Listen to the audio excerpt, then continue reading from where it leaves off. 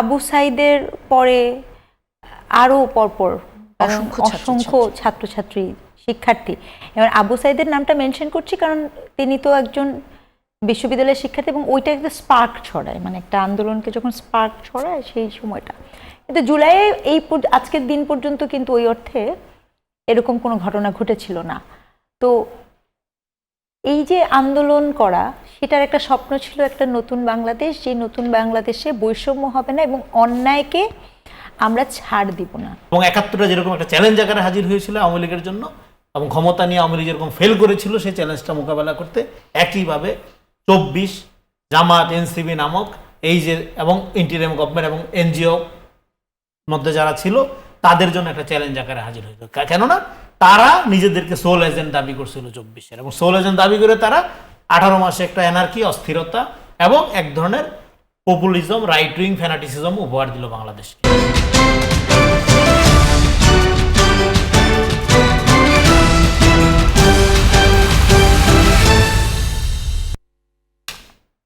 দর্শক, আমন্ত্রণ আপনাদের সবাইকে নতুন বাংলাদেশের আয়োজনে। আমি জান্নাতুল কুলি আপনাদের সঙ্গে আছি। এই আয়োজনে আমরা গণমানুষের কথা বলার চেষ্টা করি, আমরা চেষ্টা করি রাজনৈতিক অঙ্গনে যে এই বিষয়গুলো আলোচিত হচ্ছে অথবা আলোচনায় থাকে সেই বিষয়গুলো তুলে আনবার। আমাদের সঙ্গে অতিথিরা যুক্ত হন দেশের রাজনীতি, গণমাধ্যম এবং যারা আসলে রাজনীতি বিশ্লেষণ করেন এরকম মানুষকেও আমরা আমাদের এই আয়োজনে আমন্ত্রণ জানিয়ে থাকি। আজকের আয়োজনের শুরুতে যাবার আগে বলে রাখি কি বিষয় নিয়ে কথা বলবো। আজ আমরা কথা বলবো জুলাই অভ্যুত্থান এবং কাঙ্ক্ষিত বাংলাদেশ। কথা বলবার জন্য আছেন আমার ডান দিক থেকে অধ্যাপক ডক্টর স্নিগ্ধা রেজওয়ানা, জাহাঙ্গীরনগর বিশ্ববিদ্যালয়। সেই সঙ্গে আছেন রেজাউল করিম রনি, সাংবাদিক এবং রাজনীতি বিশ্লেষক। আমন্ত্রণ আপনাদের দুইজনকে। অধ্যাপক ডক্টর স্নিগ্ধা, আপনাকে দিয়েই আসলে শুরুটা করি। গণঅভ্যুত্থানের প্রায় ২ বছর পেরোলো, আজ জুলাইয়ের প্রথম দিন। গণঅভ্যুত্থানের পর বাংলাদেশের যেই নতুন বাংলাদেশের যে স্বপ্ন সাধারণ মানুষ দেখেছিল সেই জায়গা থেকে আমরা কত দূরে এগোলাম? করি আপনাকে ধন্যবাদ এবং আমার সহ আলোচক রেজাউল করিম রনিকে শুভেচ্ছা। প্রথম কথা হচ্ছে যে এই যে জুলাই মাসটা এবং আজকে জুলাইয়ের প্রথম দিন, ২ বছর আগে ২০২৪ সালে যখন জুলাই এসেছিল তখন বাংলাদেশের মানুষ, তার মধ্যে একটা স্ফুলিঙ্গ কাজ করেছিল। সেই স্ফুলিঙ্গের মধ্যে ছিল বাংলাদেশের মানুষের মধ্যে স্ফুলিঙ্গটা ছিল হচ্ছে যে কোনো নির্যাতন নিপীড়নের এগেনস্টের একটা স্ফুলিঙ্গ। দেখেন, হিস্টোরিক্যালি বাংলাদেশের মানুষ কিন্তু দেখবেন বৈষম্যের বিরুদ্ধে সবসময় সোচ্চার। ঠিক আছে, ১৯৭১ সালে যখন আমাদের উপরে চাপিয়ে দেওয়া হয়েছিল পাকিস্তান সেনা, তখন যেরকম বৈষম্য আমাদের সাথে করা হয়েছিল, আমরা ইলেকশনে জয়ী হওয়ার পরেও ক্ষমতা পেলাম না, আমাদের পুরা দেশ স্ফুলিঙ্গে করলো। তো এটা ৯০-এর যে আন্দোলন আছে, এরশাদ বিরোধী আন্দোলন, সেখানে স্বৈরাচারী শাসনের বিরুদ্ধেও কিন্তু আমরা একইভাবে স্ফুলিঙ্গ দেখেছি। একইভাবে ২০২৪-এর যে ঘটনাটি ছিল সেটি হচ্ছে একেবারে গণতান্ত্রিক যে ব্যবস্থা, সেই ব্যবস্থার একদম শোচনীয় পরাজয় এবং বৈষম্যের বিরুদ্ধে মানুষজন একত্রিত হওয়া শুরু করছিল এই মোমেন্টে, আজকের এই দিনে, যেটি হয়তোবা আপনার আত্মঘাতী হতো না, আমি এটাও বলতে চাই। এবং আমি আসলেই স্মরণ করতে চাই আবু সাইদের মতো, যাকে আসলে রংপুর বিশ্ববিদ্যালয়ে আমরা প্রথম হারাই। আমার যেহেতু শিক্ষকতা করি, যে বিশ্ববিদ্যালয়ে হোক, যে শিক্ষার্থী, এবং এই যে আবু সাইদের পরে আরও পরপর অসংখ্য ছাত্রছাত্রী শিক্ষার্থী, এবার আবু সাইদের নামটা মেনশন করছি কারণ তিনি তো একজন বিশ্ববিদ্যালয়ের শিক্ষার্থী এবং ওইটা একটা স্পার্ক ছড়ায়, মানে একটা আন্দোলনকে যখন স্পার্ক ছড়ায় সেই সময়টা। কিন্তু জুলাইয়ে আজকের দিন পর্যন্ত কিন্তু ওই অর্থে এরকম কোনো ঘটনা ঘটেছিল না। তো এই যে আন্দোলন করা, সেটার একটা স্বপ্ন ছিল একটা নতুন বাংলাদেশ, যে নতুন বাংলাদেশে বৈষম্য হবে না এবং অন্যায়কে আমরা ছাড় দিব না। এবং এটা অনেক বাসনার ছিল, মানুষের অনেক কাঙ্ক্ষিত ছিল, কিন্তু আমাদের খুব একটা সর্বনাশ হয়ে গেছে।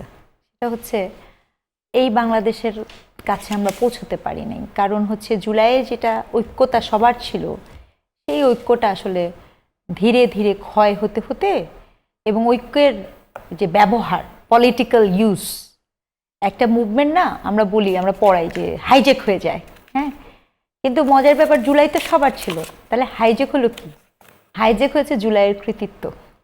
তো জুলাইয়ের কৃতিত্ব হাইজ্যাক হতে হতে জুলাইয়ের যে স্পিরিট ছিল সেই স্পিরিটটা আসলে ওই অর্থে আমাদেরকে একটা যেই লেভেলে আমাদেরকে একটা নতুন জাতিরাষ্ট্র দিতে পারতো সেই জায়গাটাতে আসলে সেটা হয়নি। আলটিমেটলি এই অভ্যুত্থানটা একটা রেজিম পরিবর্তনের আন্দোলনের রূপ লাভ করেছে, যেটা কিনা আমার মনে হয় না যে এই অভ্যুত্থানের উদ্দেশ্য ছিল। কারণ জুলাইয়ের আন্দোলনে আমি আপনি রাস্তায় যিনি সবাই ভ্যান আসলে চালক, দল মত সকলেই নির্বিশেষে এটার সাথে একত্রে যুক্ত এসে ছিল। পৌঁছেছিলেন। কিন্তু জুলাইয়ের পরবর্তী যাহা কিছু হয়েছে তাহা কিছু জুলাইয়ের স্বপ্নকে ধীরে ধীরে নস্যাৎ করে দিয়েছে। ধন্যবাদ আপনাকে। রেজাল্ট করুন রনি, যে কথা আসলে অধ্যাপক স্নিগ্ধা বলছিলেন যে আমাদের বড় ক্ষতি হয়ে গেছে, আপনি আসলে কি মনে করেন জুলাইয়ের মাধ্যমে যেই নেতৃত্ব সংকটের কথা আমরা তখন বলেছি, বৈষম্যহীনতার কথা আমরা বলেছি সুশাসনের কথা, এই সব কিছু নতুন রাজনৈতিক সংস্কারের কথা আমরা বলতে শুনেছি, এই সব কিছু নিয়ে মানুষের যে প্রত্যাশা ছিল সেই প্রত্যাশা আদৌ পূরণ হলো কিনা, অথবা আমাদের দেশের রাজনৈতিক বাস্তবতা এখন কোথায়?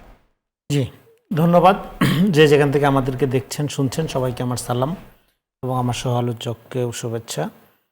আমি জুলাই গণঅভ্যুত্থানের পরপর যে বক্তব্য দিয়েছিলাম সেটা দিয়ে শুরু করি। জুলাই গণঅভ্যুত্থান এটা ইভেন্ট, এমন একটা ঘটনা যেটা একটা ন্যাশনাল ফেনোমেনা, এবং জুলাই এর কোনো রাজনৈতিক প্রস্তাবনা ছিল না।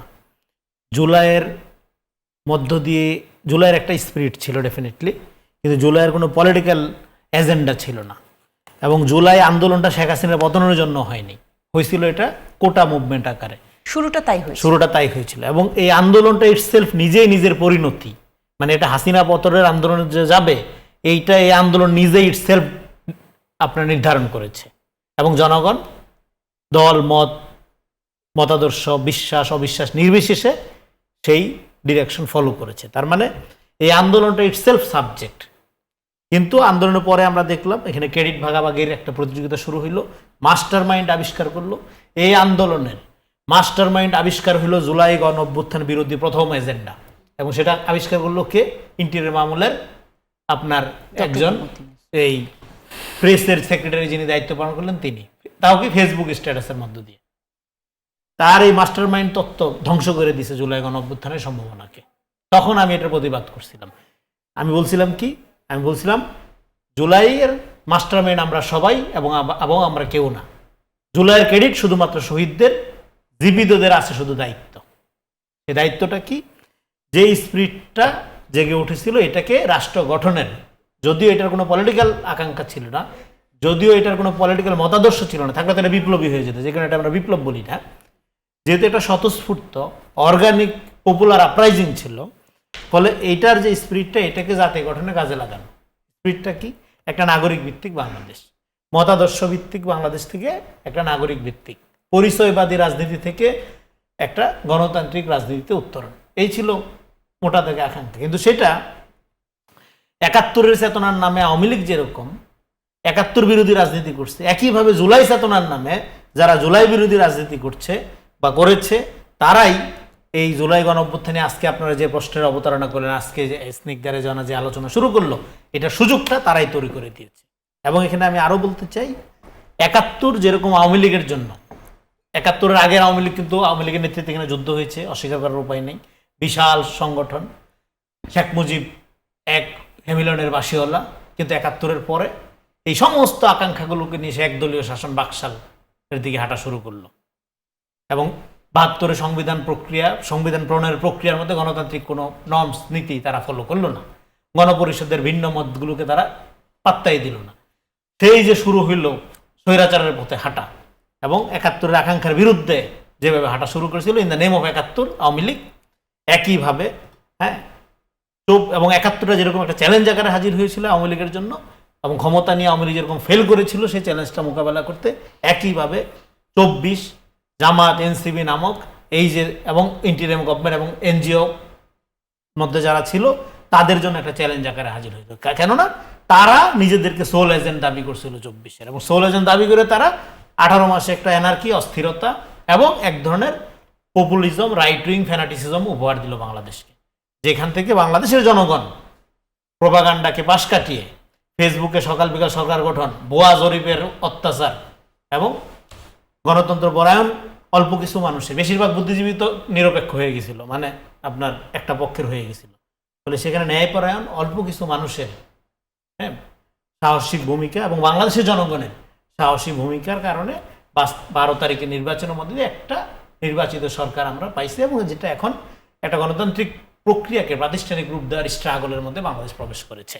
ফলে এই পুরা সিনারিওটার মধ্যে অনেক হতাশা, অনেক অপ্রাপ্তি ব্যাপার আছে, কিন্তু আসলে এরকমই হওয়ার কথা ছিল। কেন এরকম হওয়ার কথা ছিল? একইভাবে 71-এর পরে আওয়ামী লীগ যে প্রক্রিয়ায় আপনার সমাজকে বিভক্ত করেছে, বিভক্ত করে শুধু নিজেদের লোকের লুটপাটের একটা সিন্ডিকেট তৈরি করেছে, একইভাবে 24-এর পরে ট্রুথ অ্যান্ড রিকনসিলিয়েশন না করা, জাতি গঠনের জন্য ঐক্যবদ্ধ প্রচেষ্টার মধ্যে নেওয়ার বদলে জুলাইয়ের ক্রেডিট নিয়ে আগেই সমাজকে বিভক্ত করে ফেলা, এবং একটা ফার রাইট, একটা রাইট উইং ফেনোমেনার দিকে সমাজকে নিয়ে যাওয়া, এবং অন্যদেরকে যারা গুরুত্বপূর্ণ ভূমিকা পালন করেছে শুধু তাদের মতের অনুসারী না হওয়ার কারণে জুলাই বিরোধী, গাদ্দার, নাস্তিক, শাহবাগী, হেন কোনো ট্যাগ নাই, আওয়ামী দূষর, এগুলোর মধ্য দিয়ে তারা জুলাইয়ের যে সম্ভাবনা ছিল এটাকে অন্তিমে নষ্ট করেছে। ফলে এটাকে রিভাইভ করার কাজটা হলো একটা গণতান্ত্রিক শক্তির। জুলাইয়ের ক্রেডিট ঠিকাদারি যারা করবে তারা জুলাইয়ের শত্রুতে পরিণত হবে, এটা তখনই বলেছিলাম। কিন্তু জুলাইয়ের দায়িত্ব যে নিবে, জুলাইয়ের এই যে ঐতিহাসিক ফেনোমেনা, এটা ডেফিনেটলি এটা জেনারেশনাল মুভমেন্ট, যে জেনারেশনের কর্তা সত্তার উদ্বোধন। এখানে আলোচনা হইল আবু সাইদ একটা ফেনোমেনা, এটা শুধু মানুষ নয়। আবু সাইদ মারা গেছিল, তারপরে বাকি পোলাপান তো ঘরে বসে থাকতে পারতো, কিন্তু তারা বললো যে না, এইভাবে মারা অন্যায়। কিন্তু আপনার সেই জায়গা থেকে আসলে একটা জিনিস আসলে জানতে চাই, জুলাইয়ের পর এখন আসলে বাংলাদেশের যে অবস্থা, জুলাই যোদ্ধা যারা ছিলেন তারা তো বলছে যে বাংলাদেশে কি বদলে দেবার জন্য যেই কাজগুলো করবার প্রয়োজন ছিল, অর্থাৎ যে সংস্কারগুলো করবার প্রয়োজন ছিল নির্বাচিত সরকার আসার পর, সেইগুলো আসলে সেই কাজগুলো প্রায় সীমিত হয়ে গেছে। সেই জায়গা থেকে সরকারের দায়িত্ব কতখানি? জুলাই যোদ্ধা, এটা কি যুদ্ধ হয়েছে কোনো? জুলাই যুদ্ধ কোথা থেকে পেয়েছেন? এটা মুক্তিযুদ্ধের নকল হিসাবে। বাংলাদেশে যুদ্ধ হয়েছিল 71 সালে, এরপরে কোনো যুদ্ধ হয়নি। জুলাই যুদ্ধ, এই যে যোদ্ধা বলা কোথায় কোথায়, এখানে সবাই লম্বা সময় ধরে আন্দোলন। এটা জুলাইয়ের মূল ক্রেডিটটা কি? এটা কেন দেখেন, every victory must be moral victory. এটা হাইটটা কেন এত আপার হাইট আমরা বলি, ব্যাখ্যা করি? কারণ এটা নন ভায়োলেন্ট মুভমেন্ট ছিল। জুলাই যোদ্ধা কোথায় পেন? আমরা কি বন্দুক নিয়ে নামছিলাম? জুলাই কি বাংলাদেশের জনগণের হাতে অস্ত্র ছিল? আর আগ্নেয়াস্ত্র তো ছিল ছাত্রলীগ, যুবলীগ, পুলিশ লীগ, এদের হাতে। জুলাই যোদ্ধা নির্বিচারে মানুষ মরছে, খালি হাতে মানুষ। এটা ফিলিস্তিনের মতো এক ইটের টুকরা অথবা এক হাত লাঠি কঞ্চি নিয়ে দাঁড়াইছে। এখানে তো কোনো যুদ্ধ হয়নি। নিরস্ত্র সাধারণ মানুষকে হত্যা করা হয়েছে জুলাই, এটা গণহত্যা চলেছে। ফলে জুলাই যোদ্ধায় যে যারা কথায় কথায় আবেগে ব্যবহার করে, তাদের সতর্ক হইতে হবে। জুলাইয়ের হাইটটা, জুলাইয়ের যে আপনার এটার মাহাত্ম্য, এটার যে আপনার গ্লোরি, কেন এত বেশি গ্লোরি? কারণ নিরস্ত্র সাধারণ মানুষকে হত্যা করা হয়েছে। যুদ্ধ হইলে তো একটা পক্ষ লাগে, প্রতিপক্ষ, যে কারণে দেশের সকল মানুষ তাদের পাশে দাঁড়িয়েছিল। যদি এখানে ভায়োলেন্ট একটা ফেনোমেনা হইতো, যদি এখানে একটা গ্রুপ সশস্ত্রভাবে আওয়ামী লীগ, তাহলে তো এটা একটা অন্য পরিস্থিতি হইতো। সেটা তো এরকম ছিল না, এটা ম্যাস আপরাইজিং ছিল। ফলে জুলাই যোদ্ধা ব্যবহার করার ক্ষেত্রে আমি আপনাকে বলছি না, এটা ইন্টারনালি ব্যবহার করে, শব্দটা তো আসলে আমারও দেয়া নয়, সতর্কতা, হ্যাঁ রাইট, সতর্ক থাকা দরকার। এটা জনগণ, এই জন্য জুলাই যোদ্ধা বললে হবে কি, যারা আহত হয়েছে, নিহত হয়েছে তাদের দিয়ে নাও, এটা ন্যাশনাল ফেনোমেনা। এখানে যে গৃহবধূ জানালা থেকে পানির বোতল ফেলছে, তারও অবদান একদমই অপূরণীয়। হ্যাঁ, আর ক্রেডিট শহীদদের আগেই বললাম, জীবিতদের দায়িত্ব। ফলে আপনি যে প্রশ্ন করেছেন, আবার একটু রিপিট করার প্রশ্ন, তাহলে আলাপে আবার আসতে আমি প্রশ্ন করেছি যে যারা আসলে জুলাই অংশগ্রহণ করেছেন বা জুলাইয়ের সম্মুখ সারিতে থেকে যারা এই পুরো বিষয়টাকে নেতৃত্ব দেবার চেষ্টা করেছেন, 5ই আগস্টের পরে তারা যেই ইন্টারিম গভর্নমেন্টের মাধ্যমে দেশকে আসলে সংস্কারের মধ্য দিয়ে যে পরিবর্তন করতে চেয়েছিল, এখন সেই নেতা অথবা তারা যারা এই সিদ্ধান্তগুলো তৈরি করেছেন, চিন্তা করেছেন দেশকে আসলে বদলানোর, তাদের মধ্যে থেকে প্রশ্ন আসে যে বাংলাদেশে এখন নির্বাচিত সরকার আসার পর সংস্কার পিছিয়ে দেওয়া হয়েছে, স্থগিত করে ফেলা হয়েছে। আসলে নতুন সরকার, হ্যাঁ, থ্যাংক ইউ। আপনার এই সংস্কারের রাজনীতিটা কি নতুন? এটা 1/11-এর সময় আমরা দেখিনি। সংস্কারের যে এই যে একটা এসি রুম মার্কা, বুদ্ধিজীবী মার্কা আইডিয়া, এটা তো -2 ফর্মুলার দিকে নিয়ে যায় দেশকে। কিন্তু সংস্কার ছাড়া, এটা তো আমি শেষ করি, এটা তো পলিটিক্সকে আন্ডারমাইন করা হয়। রাজনৈতিক সংস্কার রাজনৈতিকভাবে করতে হবে। রাজনৈতিক সমস্যাকে যখন আপনি রাজনীতির বাইরে, রাজনীতি ছাড়া অন্য কোনো কিছু দিয়ে পাশ কাটাই করতে যান, সেটার পরিণতি ভয়াবহ হয়। সেটার উদাহরণ সারা পৃথিবীতে আছে, কিন্তু বাংলাদেশে দেশের অসংখ্য গুণী বার। ব্যক্তি ফলে এবং যারা দায়িত্বশীল গুণী ব্যক্তি এটা তাদেরকে কিভাবে- নিয়েই তো আসলে এই যে জায়গাটা লোকটা গ্রামে কৃষি কাজ করে, আকাশের দিকে তাকায় বলতে পারে বৃষ্টি কখন আসবে, সে গুণী ব্যক্তি না। নিউ ইয়র্ক থেকে যে আসছে সে গুণী ব্যক্তি। এই সায়েন্স পাইছেন কোথায় আপনারা? গুণী ব্যক্তিকে গাছে ধরে নাকি? সব নিউ ইয়র্ক, আমেরিকা, লন্ডনে থাকে গুণী ব্যক্তিরা। আসবো আমি আপনার হ্যাঁ, কাছে শেষ করি তাহলে এই পয়েন্টটা বললে। তাহলে সংস্কারের যে ইউটোপিয়ান আইডিয়া নিয়ে তারা যাত্রা শুরু করেছিল, সেটাই ছিল বাংলাদেশের রাজনীতিকে আন্ডারমাইন করার প্রথম প্রচেষ্টা। সংস্কার ডেফিনেটলি লাগবে। সেই সংস্কারের প্রক্রিয়াটা কিভাবে করবেন আপনি? সংস্কারের প্রক্রিয়াটা করে কি আপনি একটা নরেন্দ্র মোদী ট্রাম্প মার্কা স্ট্রাকচারের দিকে যাবেন in the name of democracy, নাকি ক্ষমতার সাথে জনগণের সম্পর্ক, ভোটাধিকার প্রতিষ্ঠা এবং জবাবদিহিতামূলক প্রশাসনিক কাঠামোর দিকে যাবেন? তৈরি হবে। ফলে সংস্কারের প্রক্রিয়াটা আপনি গণতান্ত্রিক ওয়েতে করছেন, নাকি একটা পপুলিস্ট রাইট উইং অভ্যুত্থানের মধ্য দিয়ে, একটা পপুলিজম করার মধ্য দিয়ে করে ক্ষমতাটা শুধু আপনি আপনার এই যে মতাদর্শপন্থী লোকজনের হাতে রাখছেন, সেই প্রক্রিয়াটা আমরা লক্ষ্য করেছিলাম। ফলে তারা সংস্কারের নামে, সংস্কার যদি তারা মিন করতো কৃষি প্রধান বাংলাদেশ, জি আমি বুঝতে পারছি, কৃষি সংস্কার আমি এই জায়গাটা আরো বিস্তারিত তার মানে কি শুনবো। সংস্কারের যে রাজনীতিটা, এইটা গণঅভ্যুত্থানের সাথে দ্বিতীয় প্রতারণা। জি ধন্যবাদ আপনাকে। ডক্টর স্নিগ্ধা রেজওয়ানা, যে বিষয়টি নিয়ে আসলে আমরা কথা বলছি, এই জায়গাতে তরুণদের নেতৃত্বের বিষয়টা বারবার আসে। আপনি একজন শিক্ষক, আপনি কথার শুরুতেই বললেন যে শিক্ষার্থীদের সঙ্গে আপনার এক ধরনের সংযোগ আছে এবং তাদের প্রতি আপনার সহমর্মিতা কাজ করে। এখন তরুণরা যারা রাজনীতিতে আসতে চায়, রাজনীতি করছে, একটা লম্বা সময় পর আমরা দেখছি তরুণরা খুবই রাজনীতি সম্পর্কে সচেতন, আলোচনা করছে, অংশগ্রহণ করছে। এখন আসলে যারা নেতৃত্ব আছে, তরুণ নেতৃত্ব আছে, তাদের রাজনীতির পন্থা আপনার কাছে কি মনে হয়?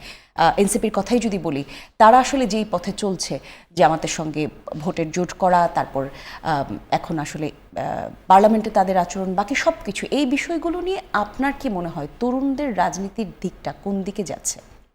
না দেখেন, এটা আমি ব্যক্তিগতভাবে একটা কথা বলবো। আমি কিন্তু এনসিপির ব্যাপারে, মানে যেহেতু তরুণদের কথা বলছি, একটা সময় আমাদের এমন তরুণ কিন্তু দেখেছেন যে দূর থেকে বলে আই হেট পলিটিক্স, রাইট? এই জিনিসটা কিন্তু শিফটেড হলো।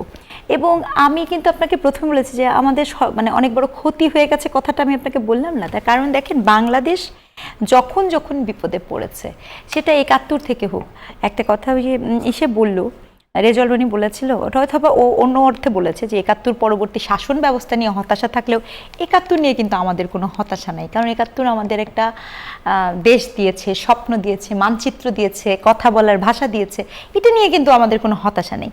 একইভাবে এই তরুণদের হাতে দেখেন, আমাদের দেশ যতবার বিপদে পড়েছে, আপনি ওই ৭১ বলেন, ৬৯ বলেন, ৫২ বলেন, অথবা আপনি ৯০ বলেন, all the movement has been conducted by the student. এবং ২৪-এর ক্ষেত্রেও কিন্তু তাদের ওই জায়গাটা, ধারাবাহিকতাটা ছিল এবং তাদের আগ্রহটা প্রকাশ পেয়েছিল। কিন্তু সংকট হয়েছে কি, ২৪ পরবর্তী স্টুডেন্টসদের যেই ideal normative form of leadership আমরা দেখতে পাচ্ছি, এখন রনি যতই হতাশা হোক, ৭৫ পরবর্তীতে সেটা হয়তো বা রেজিম ভিত্তিক হতাশ হতে পারে, কিন্তু ওই তৎকালীন ছাত্র নেতাদের নিয়ে কিন্তু কেউ হতাশ না। ৭১-এর সময় যারা ছাত্র নেতা ছিল, দেখেন আজকে আপনি যাদেরকে বর্ষিয়ান নেতা বলেন, সেটা যে দলেরই বলেন, তারা কিন্তু ওই ৭১-এর সময় এই তরুণদের বয়সী ছিল, যারা কিনা যুদ্ধ করেছে, একটা নতুন দেশ গড়েছে। এই যে একটা বিষয় ছিল, কিন্তু গড়তে হবে।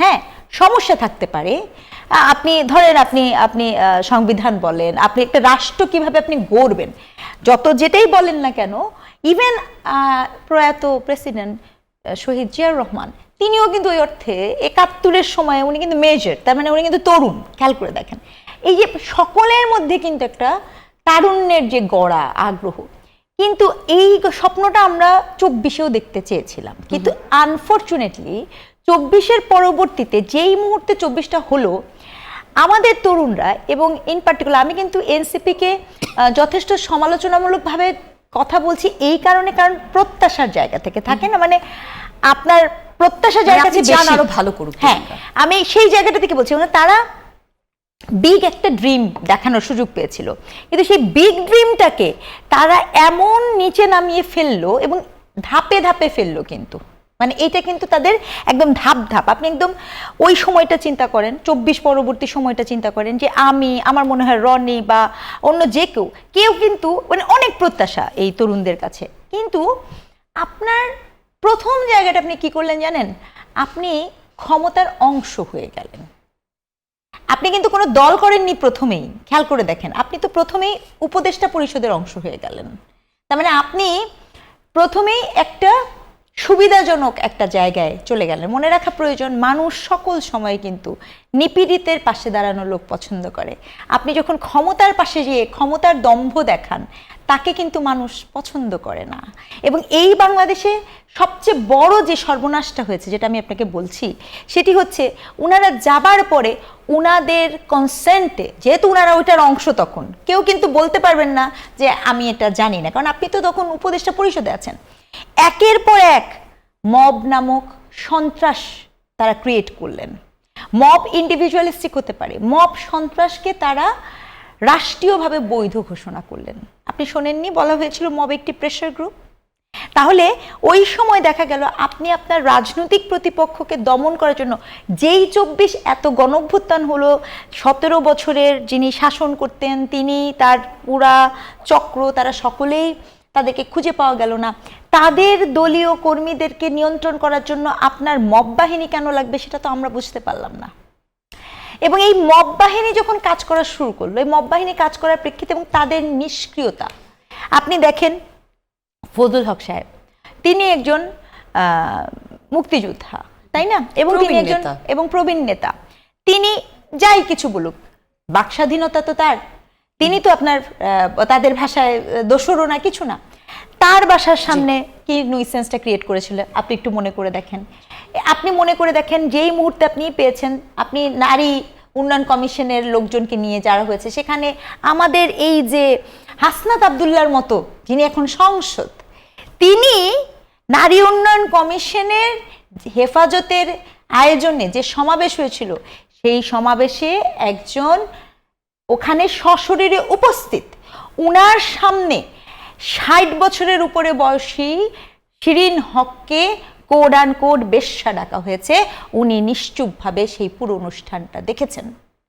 ওখানে একটা পুত্তলিকা বানানো হয়েছিল নারী উন্নয়ন কমিশনের প্রধান লোককে বলে, তার শাড়ি খুলে ফেলা হয়েছে, তিনি এবং জামাতিরা বসে দেখেছেন। তখন আপনি আমাকে বলেন, সেই জায়গা থেকে কি করে ওই নেতার কাছে যে আমার যে বিশাল আবদার, বিশাল প্রত্যাশা, সেটা পূরণ তো দূরের কথা, সেটা কি তখন আমি আশা করতে পেরেছিলাম?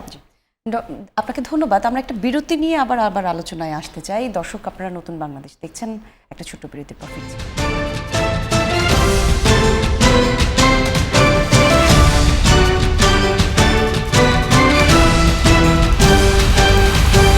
নতুন বাংলাদেশ দেখছেন দর্শক। আমাদের সঙ্গে আলোচনার জন্য আজকে রয়েছেন অধ্যাপক ডক্টর স্নিগ্ধা রিজওয়ানা, রেজাউল করিম রনিও আছেন। রেজাউল করিম রনি, ইন্টারিম গভর্নমেন্টের সময় বলি, টানা 18 মাস ইন্টারিম গভর্নমেন্ট দেশের পরিচালনা করেছেন। এই সময়টার মধ্যে দেশে কি কি হয়েছে সেটা আসলে এখন ধীরে ধীরে টিআইবি রিপোর্টের পর স্পষ্ট হতে শুরু করেছে। আমরা দেখলাম সংসদেও স্বরাষ্ট্রমন্ত্রী প্রধানমন্ত্রীকে অনুরোধ করেছেন সেই সময়কার পুরো বিষয়, দুর্নীতির বিষয়টা তদন্ত করে দেখবার। একটু আপনি আপনার দৃষ্টিকোণ থেকে বলবেন, ইন্টারিম গভর্নমেন্টের সময় দেশের অবস্থা আসলে কেমন ছিল? দেখেন, দেশের অবস্থা এখানে আমার আগের বক্তা স্নিগ্ধা যেরকম বলছিলেন যে পলিটিক্সে দুইটা ধারা থাকে। একটা হলো পলিটিক্স অফ কনস্ট্রাকটিভিজম, মানে কনস্ট্রাকটিভ পলিটিক্স, গঠনের রাজনীতি। আরেকটা হলো পলিটিক্স অফ এনার্কি, বিশৃঙ্খলা, মব, এগুলোই যার রাজনীতি, কথায় কথায় রাজতে আয়। তো আপনার, এবং এটা দেখবেন সংসদেও মাঝে মাঝেই আপনার ভোক্তাদের পায়ে বসে। এবং আপনারা ইন্টারিমের আমলে কি দেখছেন? 5 বছর চাই, 10 বছর চাই, একদম হাসিনার মডেল। আমরা তখন বললাম যে ভোটবিহীন ক্ষমতা একটি হাসিনার মডেল। বাংলাদেশে এখানে ফ্যাসিবাদের বিরুদ্ধে দীর্ঘ আন্দোলন হচ্ছে, সংগ্রাম হচ্ছে ভোটাধিকার প্রতিষ্ঠার জন্য। তো যাই হোক, এই পুরা টাইমটা 18 মাস, এটা একটা এনার্কির সময় ছিল, ডিস্ট্রাকশনের টাইম ছিল। এই এনার্কি ব্যাংকিং সেক্টর থেকে শুরু করে প্রত্যেকটা জায়গায়। এবং টিআইবি রিপোর্ট এখন বলতেছে যে শুধু সেবা খাতে 1 বছরে দুর্নীতি হয়েছে 12,633 কোটি টাকা। ডেফিনেটলি এটা তদন্ত হওয়া উচিত, তদন্ত হওয়া উচিত। এইটার সাথে যে এখন যারা দায়িত্বে আছে, তাহলে তাদের জন্য এটা শিক্ষা হবে। এবং সরকারটা জনগণের সম্পত্তি, সরকার এবং রাষ্ট্রের সম্পত্তি, এটাকে যারা ক্ষমতায় গিয়ে নিজেদের মনে করে এটা ইচ্ছামতো লুটপাট করার একটা প্রতিযোগিতায় লিপ্ত হয়, সেই ধারাবাহিকতা বন্ধের জন্য এই বিগত আমলে যারা দায়িত্ব পালন করেছে 18 বছর এবং 18 মাস, সবগুলোর বিচার হওয়া উচিত, পুঙ্খানুপুঙ্খ তদন্ত হওয়া উচিত এবং বিচার হওয়া উচিত। আরেকটা জিনিস খুব ইম্পর্টেন্ট, সেটা হলো যে এখন যেটা মনে হচ্ছে ইন্টারিমের আমলে বাংলাদেশকে হামিদ কারজাই মডেলের দিকে নেওয়ার এবং -2 ফর্মুলা এক্সিকিউট করার একটা প্রচেষ্টা ছিল। আপনি দেখবেন যে যারা দায়িত্ব পালন করেছেন তারা বের হয়ে আইসা তারা নিজেরাই ডিপ স্টেটের কথা বলছেন, কিচেন ক্যাবিনেটের কথা বলছেন। ফলে ওইখানে আসলে সরকারের ভেতরে সরকার এবং গণঅভ্যুত্থান, জনগণের আকাঙ্ক্ষা এগুলি সবই ছিল মুখের কথা। এর বাইরে ক্ষমতাটাকে নিজেদের মধ্যে রাখার জন্য আপনার এখানে পলিটিক্যাল ফোর্স যেগুলো ছিল, ডেমোক্রেটিক ফোর্স যারা ছিল, প্রগ্রেসিভ ফোর্স যারা ছিল, তাদের প্রত্যেককে নানাভাবে ভিলিফাই করা এবং যারা ওই ধরনের শক্তির কোনো সমালোচনা করছিল তাদেরকে জুলাই, গাদ্দার এবং যতভাবে পারা যায় অপদস্থ করার মধ্যে দিয়ে এখানে এমন একটা পোলারাইজেশন ঘটানোর চেষ্টা করা হচ্ছিল যাতে পলিটিক্সহীন পলিটিক্স তৈরি করা যায়, যাতে ক্ষমতাটা একটা প্রক্সি অর্গানাইজেশন, একটা রাইট উইং পপুলিস্ট প্রক্সি অর্গানাইজেশনকে বাইরে রাখা এবং ক্ষমতার মধ্যে সেই 111-এর যারা ছিল তারাই যেন ক্ষমতাটার ভাগবাটোয়ারা নিতে পারে, এরকম একটা প্রচেষ্টা প্রায় হয়ে গেছিল। সেটাকে বিএনপি এবং অন্যান্য গণতান্ত্রিক আন্দোলনের যারা সৈনিক সংগ্রাম এবং যারা ভয়েস রেস করেছে আমাদের মতো, তাদের সম্মিলিত প্রচেষ্টায় এটা এইবারের মতো রোখা গেছে। কিন্তু এই প্রচেষ্টা অব্যাহত আছে, তাদের এই কার্যক্রম অব্যাহত আছে এবং তাদের সাথে দেশের এবং দেশের বাইরের অনেক শক্তির সংযোগ আছে। ফলে এই ক্ষেত্রে বাংলাদেশের জন্য যেটা ইম্পর্টেন্ট সেটা হলো ক্ষমতার সাথে আমরা দেখি 5 তারিখের গণঅভ্যুত্থানের একটা বড় আকাঙ্ক্ষা হলো ক্ষমতার সাথে জনগণের সম্পর্ক। সেই জনগণের সম্পর্ক স্থাপন করা যায়, গণতন্ত্রকে যদি একটা প্রাতিষ্ঠানিক কাঠামোর মধ্যে আনা যায়, আইনের শাসন, বিচারের শাসন এগুলো যদি প্রতিষ্ঠা করা যায়, তাহলে এই ঘোলা পানিতে মাছ শিকারের চেষ্টা যারা করেন তাদের কাছ থেকে রাজনীতিরা প্রোটেক্ট থাকবে, জনগণ প্রোটেক্ট করবে দেশটা। জি ডক্টর স্নিগ্ধা, যখন আমরা আসলে এই দুর্নীতি নিয়ে কথা বলছি, আজকে দেখলাম পত্রিকাতে তিস্তা প্রকল্পে জনসম্পৃক্ততা নিশ্চিত করতে হবে এরকম একটি লেখা চেপেছে সৈয়দ রিজওয়ান হাসানের। উনি নিজেও নানা বিষয়ের সঙ্গে জড়িত, সমালোচনা হচ্ছে। এখন আসলে সরকারের কি করণীয়? 24-এর পর যে অবস্থা ছিল, এই সব কিছুর আবার নতুন করে তদন্ত হোক বা সাধারণ মানুষের কাছে আসল তথ্যগুলো যাক, সেইটা আসলে কতটুকু জরুরি বলে মনে করেন? দেখেন, আপনি যদি আমাকে জিজ্ঞেস করেন, আমি আসলে প্রথম কথা হচ্ছে অভিযোগ আসলে অভিযোগ সত্য হয় তা কিন্তু না, এটাও একটা আমি বক্তব্য দিতে চাই। কারণ আমরা যে কোনো বিষয় নিয়ে যখন অভিযোগ আসে, এই অভিযোগগুলো এতটাই রাজনৈতিক হয়ে যায় এবং আমাদের জাতিগতভাবে আমার মনে হয় একটু হিংসুটেও, প্রতিহিংসাটা হিংসা এবং প্রতিশোধ পরায়ণতাটা অনেক বেশি। আমার কাছে যেটা মনে হয়, দেখেন এই তত্ত্বটা তো আছে, যদি শেখ হাসিনা রিভেন্সিভ হন, আমি কিন্তু এখন 2 বছর পরে এসে আমার কাছে মনে হয় ইন্টারিমের অনেক আসলে কি তারাও কি রিভেন্সিভ হওয়ার জন্যই ওই পিরিয়ডটা পার করলেন কিনা। আমার কাছে অনেকগুলো গ্রাউন্ড আছে, আমি যে এমনি মনে করছি ব্যাপারটা তা আমরা যেমন মনে করেন, আপনি যখন ওই যে 32 ভাঙা হয়েছিল তখন অন্তর্বর্তীকালীন সরকারের প্রধানকে যখন এই বিষয়ে প্রশ্ন করা হয়েছিল, উনি উত্তর দিয়েছিলেন ওনার মেয়েকে যে জিজ্ঞেস করেন। এটা তো কোনো শাসকের অ্যাডমিনিস্ট্রেটিভ অ্যান্সার হতে পারে না। এবং ডক্টর মোহাম্মদ ইউনূসের মতো এত যিনি কিনা সারা দুনিয়া, উনি খুব ভালো মতো জানেন যে কি ভাষায় কথা বলতে হয়, কি ভাষায় কথা। আমরা অনেক সময় স্লিপ অফ টাং বলে থাকি, যেমন মনে করেন এই যে রেজাউল রানী, তার সাথে কিন্তু আমার যথেষ্ট ভালোই সম্পর্ক, কিন্তু উনি যখন বললেন হয়তো এটা উনি বললেন যে স্নিগ্ধা যেমন বলেছেন, এটা শুনতে কানে খটোমটো লাগছে, হয়তো বা পুরো নাম বলতে পারতেন, বা এই যে একটা ম্যানার, এটিকেট, যাহা কিছু, এই জিনিসগুলো কিন্তু উনাদের খুব ভালো মতোই আছে, কিন্তু তারপরে উনি এটা কেন বললেন। আবার মনে করেন আপনি ওই সময় চিন্তা করে দেখেন, আমি যদি ভুল না করি, রেজওয়ানার এই ধরনের বক্তব্য ছিল, সৈয়দা রেজওয়ানা হাসান, ওনার বক্তব্য এরকম ছিল যে আমরা এই সরকার ম্যান্ডেট নিয়ে এসছে, ইন্টারিম ম্যান্ডেট নিয়ে এসছে এবং উনি যতদিন ইচ্ছা ততদিন থাকতে পারবেন, এটাও দেখেছেন তো। এবং সাদা পাথর যখন গায়েব হয়ে গেল সিলেটের জাফলং থেকে, তখন এটার প্রশ্ন করা হলো এবং উনি তখন আসলে ওই অর্থে পরিবেশের গত যে বিষয়গুলো যেটি নিয়ে উনি দীর্ঘদিন কাজ করেছেন, এটি উনি করতে পারেননি। এই ব্যর্থতাটা স্বীকার উনি করেননি, কিন্তু দায়ভারটা দিচ্ছেন। এটাও কিন্তু আমাদের একটা ব্যাপার, আমরা আমাদের ব্যর্থতাটা স্বীকার করতে জানি না। আমি কিন্তু আজকে যেহেতু জুলাই, দেখেন জুলাইয়ে মানুষের স্বপ্ন ছিল এবং ডেফিনেটলি যে প্রিভিয়াস গভর্নমেন্ট ছিল তার অনেক অসঙ্গতি ছিল, ইন্টার পার্টিকুলার ভোটের ক্ষেত্রে তো সম্পূর্ণ একটা অগণতান্ত্রিক ব্যাপার ছিল, অনেক স্বৈরশাসনের যে শর্তগুলো সেটা খুবই এমবেডেডলি দেখা যাচ্ছিল, এগুলো কিন্তু একদম সত্য বিষয় এবং এইটি নিয়ে আপনাকে সমালোচনা করতেই হবে, এই সমালোচনা নিতেই হবে এবং এটাকে কাজ না করে আপনি কিছু করতে পারবেন না। কিন্তু আপনি যখন 2 বছরে আসলেন, আসার পরে আপনি যে সিভিয়ারলি ব্যর্থ হয়েছেন, এই ব্যর্থতা স্বীকার করলে তো আপনি কেন ব্যর্থ হলেন সেটা কিন্তু মানুষজন জানতে পারতো, রাইট?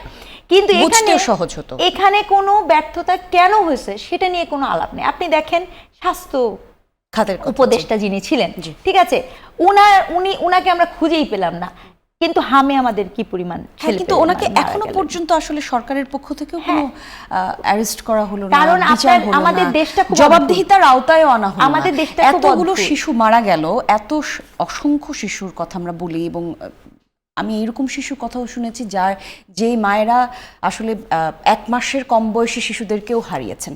এতগুলো শিশু হারানোর পরেও আমরা আসলে বিচারের আওতায় আনতে পারলাম না, জবাবদিহিতার আওতায় আনতে পারলাম না।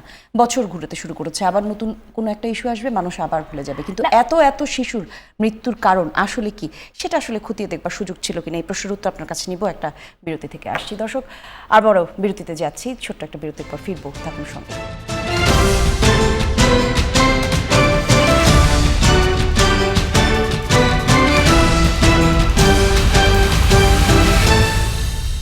আপনারা দেখছেন নতুন বাংলাদেশ। দর্শক, যে বিষয়টি আমরা আলোচনা করছিলাম, জুলাই অভ্যুত্থান এবং কাঙ্ক্ষিত বাংলাদেশ, এবং রেজাউল করিম রনি, আপনার সঙ্গে শেষ আলাপ করছিলাম যখন জুলাই অভ্যুত্থান নিয়ে আপনি কথা বলছিলেন।